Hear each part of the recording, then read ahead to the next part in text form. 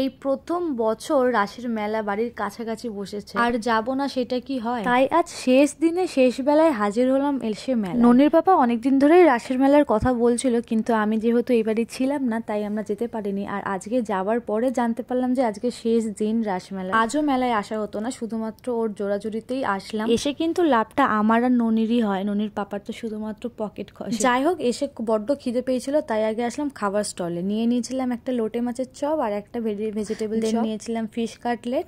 তারপর খাওয়া দাওয়া সেরে আমরা চলে আসলাম ননির জন্য স্পাইডারম্যান কিনতে। অনেক দিন ধরে মা স্পাইডারম্যান, ড্যাডি স্পাইডারম্যান মানে কিনে দেওয়ার জন্য বায়না করছিল বেচারা। ফাইনালি আজকে মেলায় এসে ওর স্পাইডারম্যানের দেখা পেয়েছি। আর আমার মেলায় যাওয়া মানে তো জুয়েলারি ম্যান্ডেটরি। আমি দুটো কানের কিনেছি এই দোকান থেকে। বাড়িতে কাপ রয়েছে প্রচুর, কিন্তু তারপরেও চলে আসলাম একটু কাপ দেখতে, কিন্তু কাপের দাম অনুযায়ী কোয়ালিটি উপযুক্ত মনে হয়নি, তার জন্য আর নেই। আর মেলায় গেলে কিন্তু এই গেমগুলো খেলতে আমার ভীষণ ভালো লাগে, আমি প্রাইজও জিতি প্রায় সময়। তাহলে চলো আজকে দেখা যাক আমার লাগে কি আছে।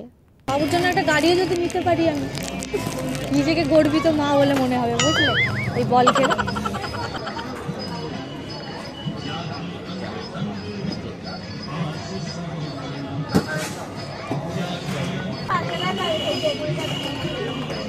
দাঁড়া বাবা, দাঁড়া দাঁড়া দাঁড়া দাঁড়া। 5-6 কত? 11।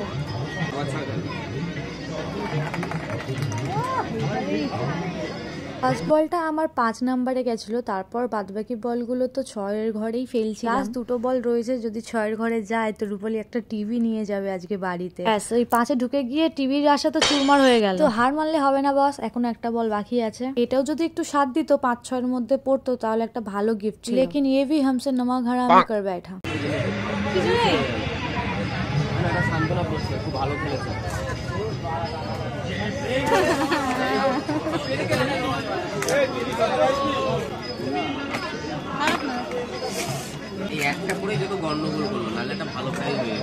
করে সান্ত্বনা পুরস্কার নিয়ে মন শান্ত করতে করতে চলে আসলাম পাশের দোকানে। স্টলটায় আমার চোখ পড়লো একটা গণেশ আর একটা গিটারের গাছে, দারুণ লাগছিল।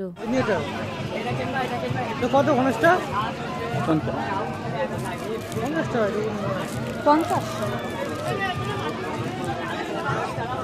এই দুটো নিলাম আমি শুধুমাত্র এই জায়গাটা একটু খালি ছিল ভরানোর জন্য। কেমন লাগছে জানিও তোমরা। আর দেবরূপ তো নিয়ে নিয়েছে এখানে তার পছন্দের জিনিস, একটা গাড়ি। আর মেলায় গেলে আমার মনে হয় ননির পাপা নিজের শৈশবে ফিরে যায় ওর কাণ্ডকীর্তিগুলো দেখে। এই দোকান থেকে তো জিনিসগুলো নেওয়া হয়ে গেছে, কিন্তু মনে হচ্ছে আর কিছু কেনাকাটির সুযোগ হবে না, কারণ প্রায় রাত হয়ে এসছে অনেকটাই, আর দোকানপাটও সবই তুলে দিচ্ছে। যত রাত বাড়ছে ঠান্ডাটাও কিন্তু বেশ পড়ছে। আর বাড়ি ফেরার আগে খেলতে চলে আসলাম আমার আনাদার ফেভারিট গেম, এই বেলুন ফাটানো।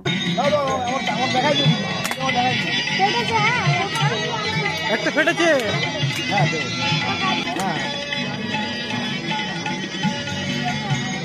কি বলবো, যেটা ফেটেছে সেটা তোমাদের দেখাতেই পারলাম না। ননির পাপা ঠিকঠাক ফোনের ক্যামেরা ধরেই না যে তোমাদের দেখাবো, কিন্তু গিফটটা কি পেয়েছি সেটা নিশ্চয়ই দেখানো যাবে।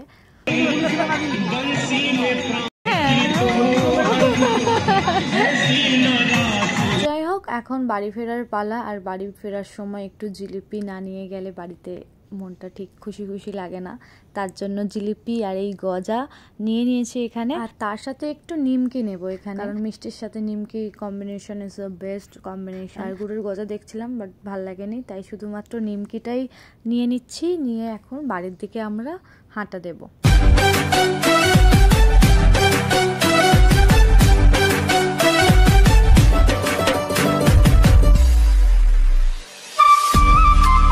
যখন আমরা মেলায় আসলাম তখন এই স্টেজের আশেপাশে এত ভিড় ছিল যে দেখার সুযোগই হচ্ছে, তাই তখন তোমাদেরকেও দেখাতে পারিনি। এনারাই রাধাকৃষ্ণ সেজে রাসলীলার নৃত্য পরিবেশন করছে। এখন তো প্রোগ্রাম শেষ, তাই ওনারা বসে রেস্ট নিচ্ছেন। আর এইখানে মন্দিরটাও ভিড় ছিল, ভাবলাম ফেরার পথে তোমাদেরকে দেখাবো। দেখি যে মন্দিরও বন্ধ করে দিয়েছে, আসলে অনেকটা রাত হয়ে যাচ্ছে তো সেই কারণে। ভেবেছিলাম যে শেষ দিন হয়তো অনেকক্ষণই খোলা রাখবে, কিন্তু দেখি তা নয়, মন্দির বন্ধ করে দিয়েছে।